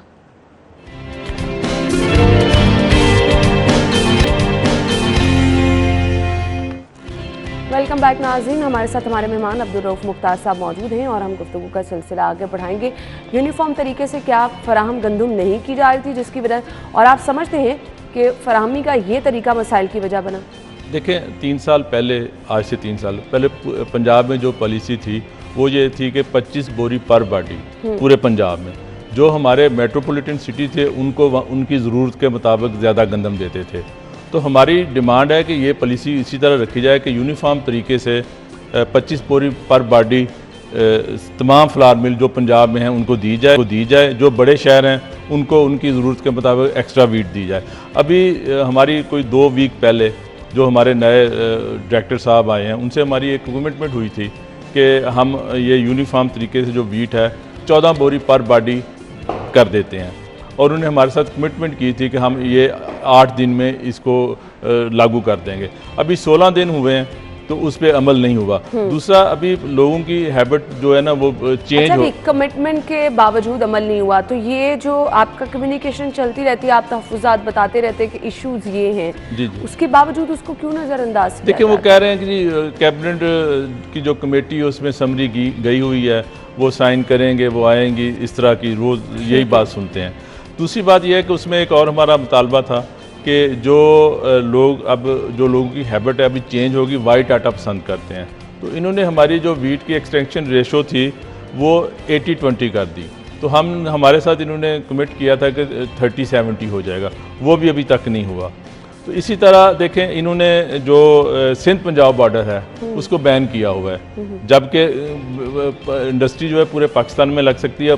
आईने पाकिस्तान कहता है कि पूरे पाकिस्तान में फ्री ट्रेड होनी चाहिए। सही। वो भी इन्होंने एक यानी गलत काम किया हुआ है। इसी तरह जो KPK का बॉर्डर है वो खुला है।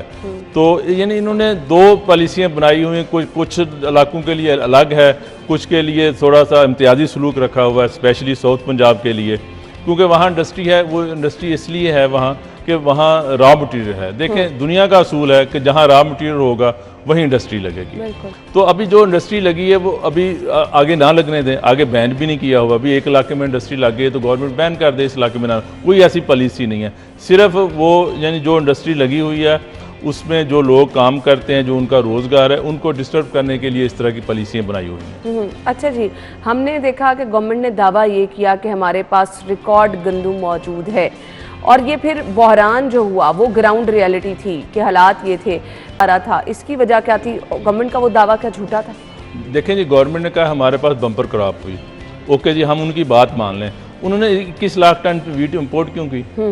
अगर उनके पास बम्पर क्रॉप थी फिर तो एक्सपोर्ट होनी चाहिए थी। एक्सपोर्ट होनी चाहिए थी। तो ये कोई बम्पर क्रॉप नहीं हुई, मुनासिब क्रॉप हुई है। वो भी जो हुई इन्होंने डिस्टर्ब कर दिया अपनी पॉलिसी से कि जो उसका समझो कंज्यूमर था, वीट का कंज्यूमर फ्लोर मिलर है, तो उनको लेने नहीं दी, प्राइवेट हाथों में चली गई। अब उनकी मर्जी आज बेचें या 4 महीने बाद बेचें, उनको तो जब उनकी प्राइस मर्जी की मिलेगी तभी बेचेंगे। सही। तो ये गवर्नमेंट को अपनी एक पायदार पॉलिसी बनानी चाहिए। ये 2 साल से इसी तरह हो रहा है। रिलीज पॉलिसी पे भी इसी तरह इशू बनते हैं और प्रोक्योरमेंट पे भी बनते हैं। देखें, जब प्रोक्योरमेंट होती है उसी वक्त बेस बनती है पूरे सीजन की। जब अब तो क्रॉप अप्रैल में आनी है, तो अब अप्रैल तक इन्होंने जो रिलीज पॉलिसी इसके हिसाब से चलना है। अब वीट रिलीज नहीं करेंगे फ्लावर मिलर को तो मार्केट ड्राई हो जाएगी।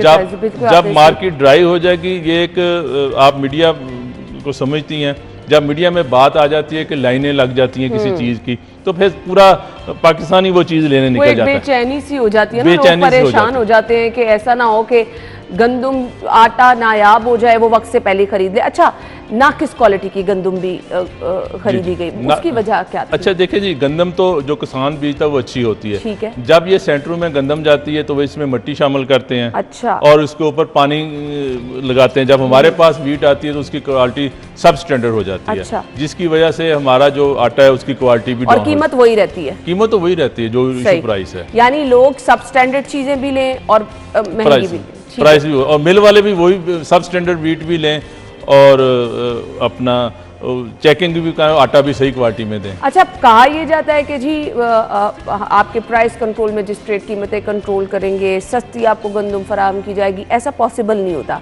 फायदा इसमें कौन उठाता है सारी सिनेरियो? देखें, इसमें अभी 2 साल से तो प्राइवेट जो स्टॉकिस्ट है वो फ़ायदा उठा रहा है। अब देखें, जब वीट खेतों में किसान जो घर नहीं लेके जा सकता, उसको पैसे चाहिए होते हैं, उसके एक्सपेंसेस होते हैं, वो फूड सेंटर पे जाएगी या फ्लावर मिल के जाए पास। अगर फ्लावर मिल जो है उसको उन्होंने बैन कर दिया तो फिर प्राइवेट स्टॉक है उससे पैसे दे के ले जाएगा, ठीक है, तो वो पैसे कमाएगा। तो उसी की वजह से सारा बहरान आ रहा है 2 साल से। इस साल भी हमने, जब ये इन्होंने प्रोक्योरमेंट पॉलिसी बनाई, हमने 12 इन्हें कहा कि फ्लावर मिलर को वीट लेने दें, आपको ये जो आप कर रहे हैं इसका आपको लॉस होगा। हमने स्पेशली जो पाकिस्तान फ्लोर मिल एसोसिएशन, हमारा डेलीगेशन चीफ सेक्रेटरी साहब से भी मिला था, हमने कहा था कि पिछले साल आपने फ्लावर मिलर को 1400 में वीट नहीं लेने दी और वीट की प्राइस होगी 2400। इस दफ़ा आप 1800 में नहीं लेने दे रहे हैं और वीट की प्राइस हो जानी है 2800, तो आपसे संभाला नहीं जाएगा ये मामला। अगर हमारा बिजनेस है, हम इसको बेहतर तरीके से समझते हैं।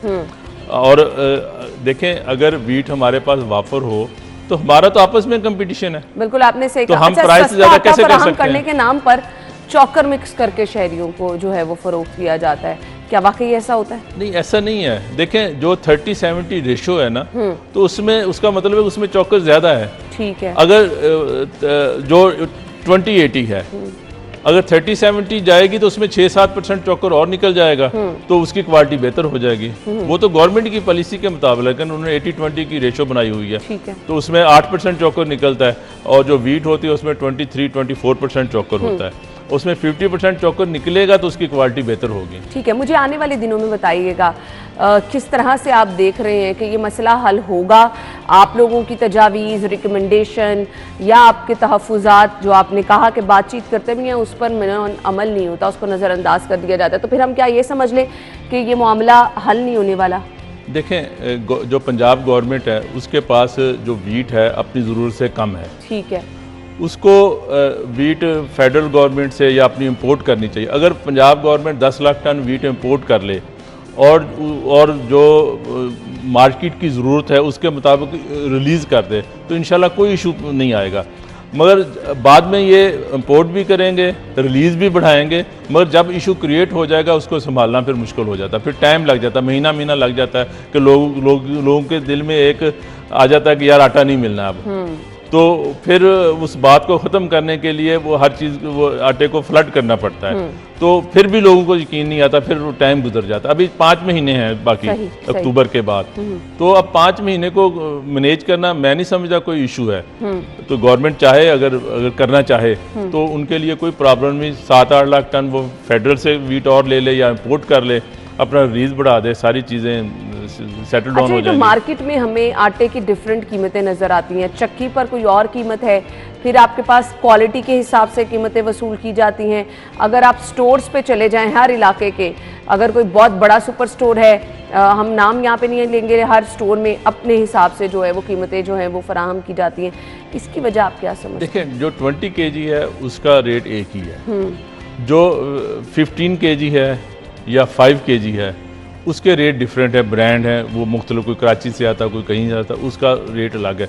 जो चक्की वाले हैं वो उनकी प्राइस जो है वो किसी के कंट्रोल में नहीं है, तो जिसको जहाँ से दिल करता है वो ले लेता, जो वो उनका दिल करता है वो रेट मांग लेता। अब देखें, चक्की वाले भी अब उनको 2300-2400 में वीट मिलेगी तो उसका रेट उसी हिसाब से होगा ना। सही। अच्छा, मुझे ये तमाम मराहिल बताइएगा कि आटे की फराहमी के अवाम तक पहुँचने के, इस पे मिल मालिकान का क्या रोल होता है, इसमें गवर्नमेंट अपना क्या किरदार अदा करती है, और फिर किस किस मराहिल से गुजर के अवाम तक पहुँचता है, रोल किन किन लोगों का बीच में आ जाता है? देखें, आम रूटीन में तो सिंपल होता है, फ्लावर मिलर बेचता है अपने डीलर को, डीलर अपना खुद बेचता है या उसके आगे जो शॉपकीपर होते हैं उनको सप्लाई देता है, तो मार्केट मैकेनिज्म से चीज़ें सही होती हैं। जब ये शॉर्टेज आ जाती है और गवर्नमेंट की वीट जो वो हम लेते हैं तो उसकी आटा जो है वो उसकी जो सप्लाई है तकरीबन गवर्नमेंट अपने थ्रू ही करवाती है।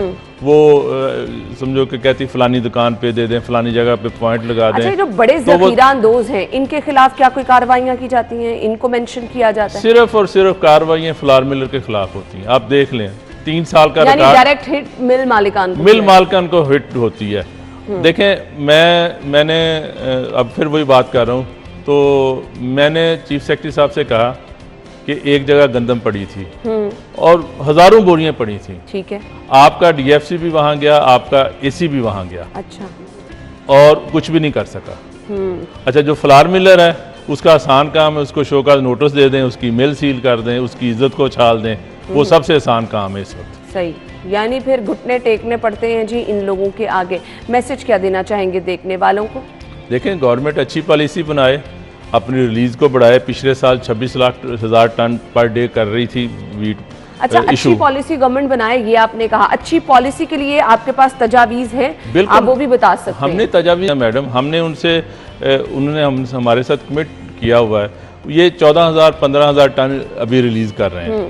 तो जब हमने उनसे बात की थी 14,000 टन, तो उन्होंने हमारे साथ कमिट किया था कि 14 बोरी पर बॉडी हम बेसलाइन बना देंगे। उसके बाद जैसे जैसे हम अपनी रिलीज़ बढ़ाएंगे उसी परसेंटेज से अपना जो आपकी रिलीज़ बढ़ती जाएगी।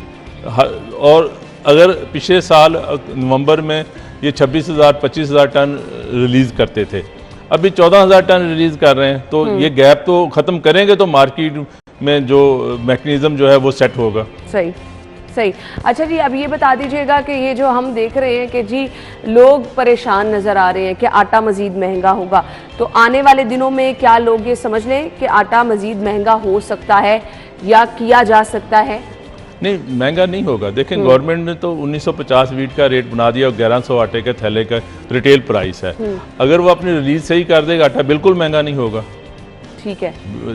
25,000 26,000 यानी ये डिपेंड करता है गवर्नमेंट की पॉलिसी पर, वो क्या मैकेनिज्म अपनाते हैं, ये सब चीज़ें उससे जुड़ी हैं, तो इसके लिए आपको इंतजार करना पड़ेगा। थैंक यू सो मच, बहुत बहुत शुक्रिया आपके कीमती वक्त के लिए। तो नाज़रीन, हम देख रहे हैं कि कुछ ना कुछ मिल मालिकान को जो मसाइल हैं वो भी हाईलाइट किए गए, गवर्नमेंट की पॉलिसी की वजह से क्या खराबियाँ पैदा हो रही हैं ये भी हमने हाईलाइट किया, और माफिया क्या इसमें रोल जो है वो अदा करता है, जिसकी वजह से जो परेशानी है उसका सामना है।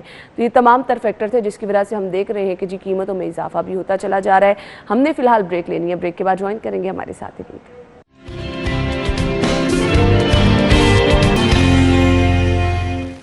वेलकम बैक नाज़रीन। प्रोग्राम के स्टार्ट में जैसे कि मैंने जिक्र किया था, अक्टूबर का महीना जो है वो ब्रेस्ट कैंसर अवेयरनेस के हवाले से मनाया जाता है। इसके लिए आपको बहुत सारे पब्लिक सर्विस मैसेज, और आई मस्ट अप्रिशिएट कि आप अकॉर्डिंग टू सिचुएशन जो है वो चीज़ों को अपडेट करते रहते हैं। किसी को भी आप टेलीफोन कीजिए, आपको मैसेज दिया जा रहा है कि ये महीना ब्रेस्ट कैंसर अवेयरनेस के तौर पर मनाया जा रहा है। तो आपको ये चीज़ें बार बार अपडेट करने का मकसद क्या होता है? शऊर बेदार करना। ह्यूमन नेचर है, जब तक आपको एक चीज़ बार बार याद कराई जाए आप उसके करीब भी रहते हैं, आपके जहन में भी रहती है और आप उसके बारे में अपडेट भी रहते हैं। सवाल ये पैदा होता है कि अभी तक इतने सारे लोग हम देख रहे हैं कि सोशल मीडिया की वजह से, मीडिया की वजह से बहुत आगे जाते जा रहे हैं, लेकिन कुछ चीज़ें हमारे माशरे में ऐसी हैं कि अभी भी हम उनके बारे में बात करना भी गलत समझते हैं। हमारे अपनी फैमिली के लोग कहीं पे भी बड़े बैठे हों, आप ये जिक्र करें तो लोग एकदम से चौंक भी जाते हैं, परेशान भी हो जाते हैं। वैसे हम कहते हैं कि जी हम बड़े ही जी मॉडर्न हैं, लेकिन ये वो चीज़ें हैं जो अल्टीमेटली आपकी सेहत से, आपकी ज़िंदगी से जुड़ी हैं। तो इसके बारे में जिक्र करना, बातचीत करना किसी भी तौर बुरा नहीं है। अपने बच्चियों को कभी भी इस मामले में रोके टोके नहीं। और सबसे पहले जो ज़्यादा ज़रूरी है, वक्त की अहम ज़रूरत चीज़ है कि आपने टाइम टू टाइम मुआयना कराना है। तो हम आगे चल के प्रोग्राम में ये डिस्कस भी करेंगे, लेकिन ब्रेस्ट कैंसर है क्या, शरह क्यों बढ़ती चली जा रही है, और कैंसर का वर्ड सुनते ही लोग परेशान क्यों हो जाते हैं, क्यों कहा जाता है ला इलाज है, टाइम पे तशखीस किस तरह से मरीज़ की ज़िंदगी को महफूज बना सकती है। हमारे साथ हमारी मेहमान डॉक्टर साहिबा भी मौजूद होंगी और सर्वाइवर भी हमारे साथ मौजूद होंगी, जो कि सबके लिए मोटिवेशन है, जो कि बता रही हैं कि जी अगर आप टाइमली जो है किसी भी बीमारी की तशखीस कर लें तो आप हिम्मत हौसले से लड़ भी सकते हैं, इलाज भी कर सकते हैं और एक नॉर्मल ज़िंदगी भी गुजार सकते हैं। अपने मेहमानों की तरफ चलेंगे। हमारे साथ हमारी मेहमान मौजूद हैं डॉक्टर उम्मे कुलसूम, जिनसे हम जानेंगे कि आया ये दिन जो है या फिर ये महीना जो है ये क्यों सेलिब्रेट किया जाता है, क्यों मनाया जाता है। शऊर बेदार करना वक्त की अहम ज़रूरत है। कितनी ज़रूरत है लोगों को इस बारे में बताने की। साथ ही साथ नायरा मलिक हमारे साथ हैं जो कि ब्रेस्ट कैंसर से मुतासिर हुई और माशाल्लाह अब मुकम्मल ट्रीटमेंट के बाद मुकम्मल तौर पर सेहतयाब हैं। अपने मेहमानों को खुशामदीद कहेंगे। अस्सलाम वालेकुम। वालेकुम अस्सलाम। क्या हाल चाल है आपके? मैं बिल्कुल ठीक हूँ अल्हम्दुलिल्लाह। बहुत बहुत शुक्रिया हमारे मेहमानों के लिए। सबसे पहले आगाज़ कर लेते हैं डॉक्टर साहिबा से। डॉक्टर साहिबा, ये पूरा महीना ब्रेस्ट कैंसर अवेयरनेस के हवाले से मनाया जाता है। शौकत खानम की खिदमात इस हवाले से बिलाशुबा किसी से ढकी छुपी नहीं है। क्या कहना चाहेंगे, कितना ज़रूरी है लोगों को इस बारे में बताना? Thank you so much for having me. और जैसे आपने कहा कि ये एक स्टिग्मा समझा जाता था कि ब्रेस्ट का नाम ना लिया जाए और कैंसर के बारे में ना बताया जाए। और शौकत खानम के प्लेटफॉर्म से तो हम लास्ट 2 डेकेड से हर साल ये पूरा महीना ऑब्जर्व करते हैं ताकि लोगों में शऊर फैले, बेदारी हो। और अगर ये तकलीफ़ आ गई है अव्वल तो उसको जल्दी डिटेक्ट करें और जो ही डिटेक्ट हो, जो ही पता चले, फ़ौरन डॉक्टर के पास जाएं। और आप लोग खुद देखेंगे कि पिछले 20 साल में यकीनन इसकी शरह में इजाफा हुआ है और एक रीज़न उसकी बहरहाल शऊर भी है। फिर भी मैं कहूँगी कि अभी हमें इस पे बहुत ज़्यादा काम करना है और इसको और फैलाना है ताकि वो लोग जो लेट पहुँचते हैं, जो डर जाते हैं, वो भी जल्दी आएँ और हम उसका जल्दी इलाज करें और जैसे ही हमारे साथ बैठी हैं इनकी तरह हमारे पेशेंट्स भी सर्वाइवर हों। सही जी। तो वक्त की अहम ज़रूरत यह है कि आप ज़्यादा से ज़्यादा लोगों को अवेयर करें। मैं नायरा की तरफ जाना चाहूँगी। नायरा, पहले तो मुझे देख के आपको बहुत खुशी होती है Thank you so क्योंकि हमने वो लोग जिनके बारे में ये सुना कि उनको पता चलता है कि जी अच्छा उनको किसी भी किस्म का कैंसर है, वो वहाँ पर ही बेचारे अपनी हिम्मत हार देते हैं कि अब वो नहीं बच सकते हैं। कुछ अपना एक्सपीरियंस बताइएगा, कब आपको पता चला, कैसे आपको पता चला और क्या आप परेशान हुई? आपको मुझे देख के लगता है कि मैं परेशान हुई हूँ? बिल्कुल नहीं, मैं इसीलिए तो आपको हम लोगों को दिखा रहे हैं कि माशाल्लाह से ये हिम्मत, ये हौसला होना चाहिए। ये जो जिस तरह आप बात कर रही थी और डॉक्टर साहबा ने बात की कि एक रीज़न शऊर भी है। मुझे लगता है कि 70% शऊर की कमी है हमारे यहाँ। और मेरे बारे में आप पूछ रही हैं तो मैं अल्हम्दुलिल्लाह अब तो मैं टोटली रिकवर हो चुकी हूँ। बस एक मेडिसिन है जो कि अभी 5 साल तक नायरा, इंतहाई माजरत के साथ सीएम साहब इस टाइम लाइव आ गए तो हम यहीं से गुफ्तगू का सिलसिला आगे जोड़ेंगे, आपको सीएम हाउस नाज़रीन बढ़ाएंगे। नायरा से हम गुफ्तगू कर रहे थे। नायरा, बताइएगा किस तरह से और कब आपको मालूम हुआ? मुझे तो ऑलमोस्ट अब तकरीबन डेढ़ साल होने वाला है ना। ठीक है। लेकिन अब तो कम्प्लीटली क्योर हो चुका है। अब जो मैं काम कर रही हूँ उसके हवाले से बताती हूँ। जो मुश्किलात या जो सिनेरियो मैंने फेस किए, तो जब आप किसी चीज़ से गुजरते हैं तो आपको एहसास होता है कि अगर किसी और को ऐसी प्रॉब्लम हो तो चले अल्लाह पाक ने मुझे अक्ल दी, इतना शऊर दिया, तो जिनके पास नहीं है वो फिर इसी तरह इस चीज़ को देखते देखते वापस चले जाते हैं। सही। बहुत सी खातीन जो आप बता रही थी कि जिनको पता नहीं होता है या पता भी होता है तो वो शर्म के मारे नहीं बताती। Exactly. मैं इसी हवाले से बात करती हूँ हमेशा। मैंने YouTube पे भी जो 1 to 6 एपिसोड्स बनाई हैं how to deal with cancer, तो वो सिर्फ अना कैंसर के मुतालिक नहीं है। वो कोई भी ऐसी मोहलिक बीमारी या कोई भी ऐसी बीमारी जिसको हम सोचते हैं और ये सेकंड जो हमारी थॉट होती है वो ये होती है कि बस अब इसके बाद मर जाना है। बिल्कुल ऐसे ही है। तो वो फीडिंग होती है जो लोग हमारे माइंड में करते रहते हैं और उसके बाद हम सोच लेते हैं और इससे हमारा मोराल इतना डाउन होता है कि आप मुकाबला नहीं कर पाते हैं। बिल्कुल ऐसे ही है। हम ये कहते हैं कि मेडिसिन डेफिनेटली मेडिसिन मैं प्रेफर करती हूँ कि आप सबसे पहले डॉक्टर देखें, सबसे पहले ट्रीटमेंट की तरफ जाएं।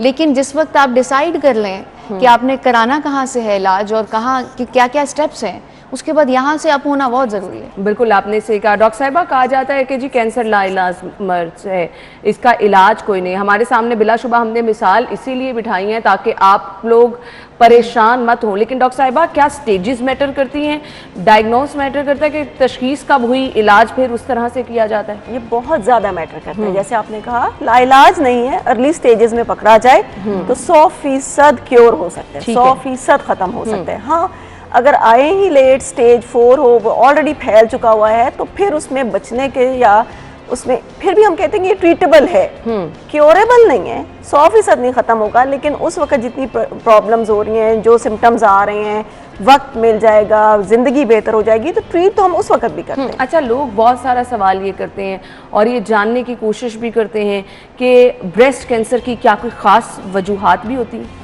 देखिए, ब्रेस्ट कैंसर की दूसरे कैंसर्स की तरह वाकई वजूहात हैं, और कुछ ऐसी हैं जो हमारे हाथ में नहीं है, जिसे हम नॉन मॉडिफाइबल कहते हैं, और कुछ ऐसी हैं जो हमारे हाथ में है, जिसे हम मॉडिफाइबल कहते हैं। तो अगर हम नॉन मॉडिफाइबल की बात करें तो खातून होना ब्रेस्ट कैंसर का रिस्क है, लेकिन एक बहुत इंपॉर्टेंट बात जो बहुत लोग नहीं सुनना चाहते या नहीं समझते, उनके लिए एक न्यूज़ है कि ब्रेस्ट कैंसर मर्दों में भी हो सकता है। बिल्कुल। 1% ऑफ ब्रेस्ट कैंसर, अगर 100 ब्रेस्ट कैंसर के मरीज हुए तो उनमें से एक मर्द होगा और 99 खवातीन होंगी। ठीक है। सो मर्द भी इससे मुबर्रा नहीं है। फिर खातून होना बहरहाल एक बड़ा रिस्क फैक्टर है। अगर आपकी एज बढ़ रही है तो बढ़ती एज के साथ ब्रेस्ट कैंसर होने के चांसेस बढ़ते हैं। अगर ये वो चीज़ें जो आप चेंज नहीं कर सकते, अगर आपकी फैमिली में किसी को ब्रेस्ट कैंसर था और स्पेशली वो जिनमें 50 साल से पहले था, तो फेमिलियल कैंसर होना, ख़ानदानी होना और जेनेटिक होना दो डिफरेंट चीज़ें। सही। तो उसमें जेनेटिक होने के, मौरूसी होने के चांसेस ज़्यादा होते हैं। कुछ शौकत खानम की खिदमत मैं इसमें जानना चाहूँगी जी। हमने हमेशा देखा कि कैंपेन्स चलाई जाती हैं, लोगों को बताया जाता है, और इसके साथ साथ जो ट्रीटमेंट है शौकत खान में किन बुनियादों पर किया जाता है? देखिए, बुनियाद तो यही है कि स्टेज, हर कैंसर की जो स्टेज होती है हम उसको अकॉर्डिंगली से एक्सेप्ट करते हैं। Almost 80% of the patients free of cost, उनसे एक पाई एक पैसा नहीं वसूल किया जाता, और उन्हें इंटरनेशनल लेवल का ट्रीटमेंट दिया जाता है जब वो हमारे पास आते हैं।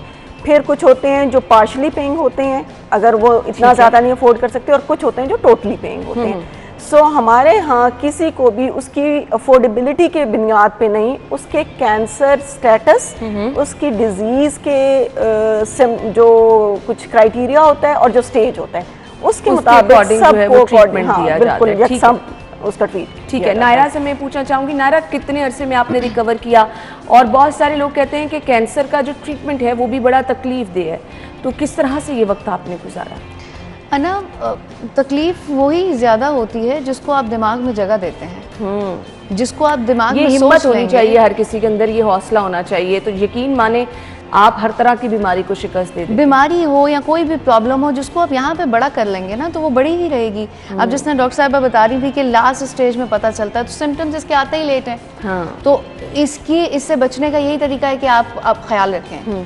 तो जब आप ख्याल रखेंगे और आपको डायग्नोज हो गया है, तो तब सिर्फ और सिर्फ यही है जो मैं बताती हूँ, जो मेरा एक्सपीरियंस रहा है, कि मुझे कैंसर के बाद रियलाइज़ हुआ इतनी ज़िंदगी मैंने ऐसे ही गुजार दी थी कि मैं यहाँ करने के आई हूँ, सीरियसली। और जब मैंने ये समझना शुरू किया कि यहाँ मैं करने के आई हूँ, तो फिर तो मुझे पता चला कि मेरी तो परफॉर्मेंस काउंट हो रही है, कैमरा लगा हुआ है ऊपर। तो जब वो परफॉर्मेंस बेहतर करने का सोचा, तो फिर ये ख्याल भी आया कि भाई अगर बॉडी को रिपेयर करना ही है तो क्यों रोना पिटना ज़रूरी है, या परेशान होना ज़रूरी है, या ये सोचना ज़रूरी है कि इसका इलाज नहीं। फिर मेरे जहन में पहले महीने ही ये निकल चुका था कि मैंने बचना नहीं है। मुझे ये पता था कि मैंने बच जाना है। मेरी जो एफर्ट थी और जिस तरह से मैंने अपने इलाज को डिज़ाइन किया, और उसके बाद मैं भूल गई थी, और मेरे जो इर्द गिर्द सर्कल था वो ये कह रहा था कि इसने तो कैंसर को नज़ला ज़ुकाम बनाया हुआ है। जो मेरी एक्टिविटी थी, मतलब मुझे नहीं लगा।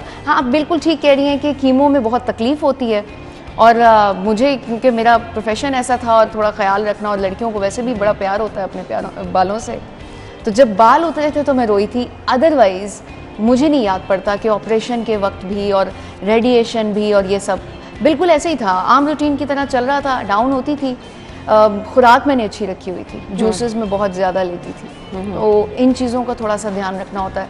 और वही कि अगर हम ये जान लें कि कैमरा लगा हुआ है तो पीछे कुछ भी नहीं रह जाता, उस पर यकीन बहुत मैटर करता है ना। हम उन चीज़ों को भूल चुके हैं ना, हम ये भूल जाते हैं। और सबसे बड़ी बात ये कि वो जो हम रोते हैं ना, वो इसलिए रोते हैं कि हम उसका जो इख्तियार है वो भूल चुके होते हैं। हम सोचते हैं शायद हमारी बॉडी पे, हमारी रूह पे हमारा ही इख्तियार है। भाई जिसने बनाया है उसको खुश करना है। बिल्कुल आपने सही कहा, बिल्कुल आपने सही कहा। शौकत खानम में इलाज मुझे बताइएगा, क्या हम कह सकते हैं कि जो हम बैनुल-अक़वामी सतह का इलाज कहते हैं वो मौजूद है, और तमाम तर सहूलियात मौजूद हैं कैंसर पेशेंट के लिए?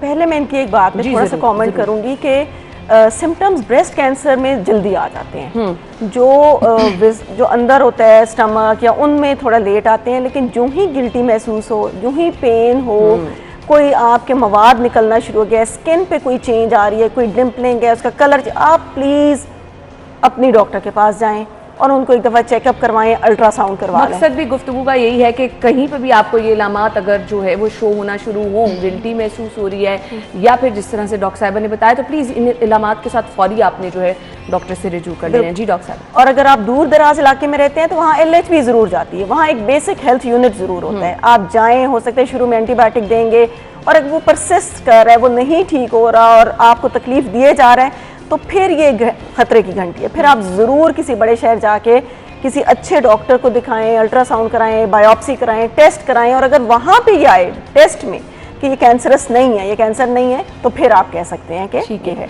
दूसरी आपकी जो बात है कि शौकत खानम में जो फर्स्ट लाइन ट्रीटमेंट है, जो पहली दफ़ा मरीज़ आता है, वो तकरीबन वही है जो हम इंटरनेशनली किसी पेशेंट को देते हैं।